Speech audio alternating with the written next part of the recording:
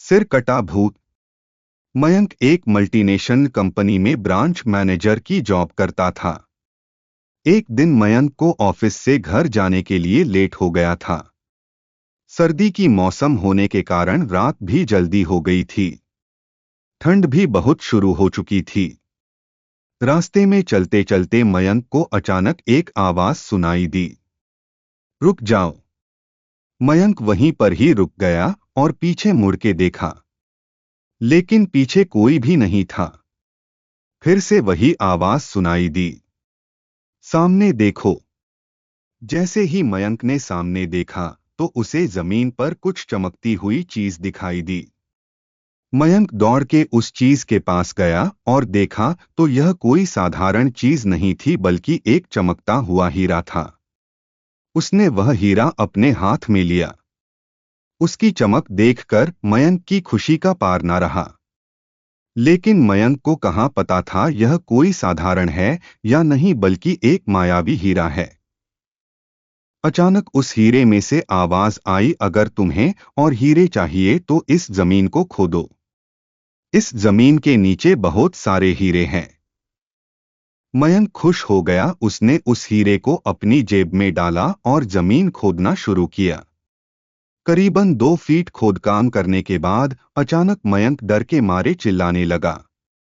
इसके कारण उसका संतुलन खो गया और जमीन पर गिर पड़ा, क्योंकि उस गड्ढे में से हीरे मोती नहीं बल्कि किसी इंसान का कटा हुआ सर मिला। अचानक वह सर हवा में उड़ने लगा और बोला, डरो मत, मैं तुम्हें कोई हानि नहीं पहुंचागा।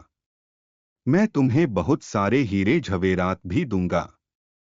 बस मेरी बात ध्यान से सुनो, मैं जहां जाता हूं वहां मेरे पीछे आओ। फिर वह सिर हवा में उड़ा और जंगल की ओर बढ़ने लगा। करीबन 1 किलोमीटर चलने के बाद वह सिर रुक गया। मयंक भी रुक गया। फिर उस सिर ने मयंक से कहा, इस जमीन के भीतर बहुत सारे हीरे मोती जवाहरात छुपे हुए हैं। इस जमीन पे खोद काम शुरू करो।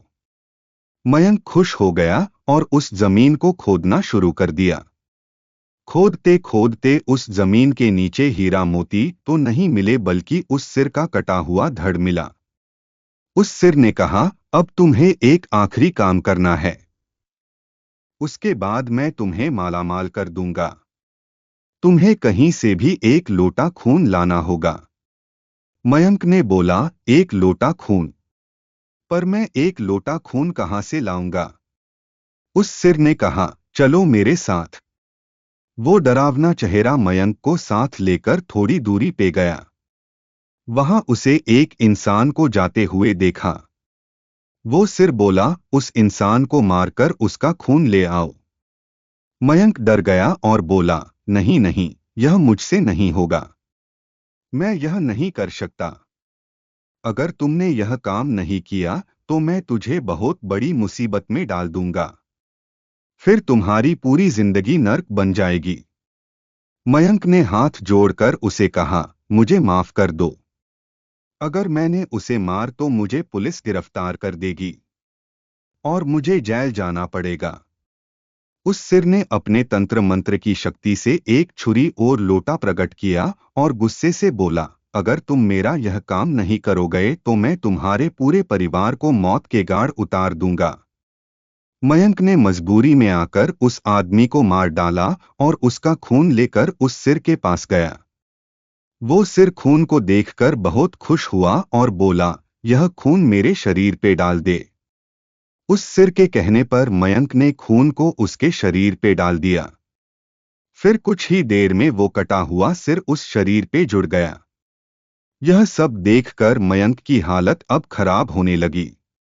वो उस भूत को देखकर काफी डर गया। जैसे ही वो भूत जिंदा हुआ तो जोर जोर से हंसने लगा और डरावनी आवाज में बोला, तुमने बहुत बड़ी गलती कर दी कि तुम्हें मुझे फिर से जिंदा कर दिया। अब मैं सिर्फ तुम्हें ही नहीं बल्कि इस पूरे शहर को मौत के गाढ़ उतार दूंगा। डर के मारे मयंक के मुंह से आवाज भी नहीं निकल रही थी। वो अपने जान बचाने के लिए वहां से दौड़ा, लेकिन उस भूत ने छलांग लगाकर मयंक को जमीन पे गिरा दिया और बोला, मुझे बहुत भूख लगी है, अब मैं तुम्हारा मांस खाऊंगा। जैसे ही उस भूत ने मांस खाने के लिए आगे बढ़ा कि तुरंत ही उसका सिर धड़ से अलग हो गया। मयंक समझ नहीं पाया कि आखिर यह चमत्कार हुआ कैसे। जब मयंक ने पीछे मुड़कर देखा तो एक अगोरी बाबा खड़े थे। उस अगोरी बाबा ने कहा, जब तुम उस आदमी को मारकर उसका खून ले जा रहे थे तभी मैंने देख लिया था और समझ गया कि कुछ तो बुरा होने वाला है। इसीलिए मैं तुम्हारे पीछे पीछे यहां तक चला आया और मैंने अपनी मंत्र की शक्ति से उस भूत को फिर से मार दिया।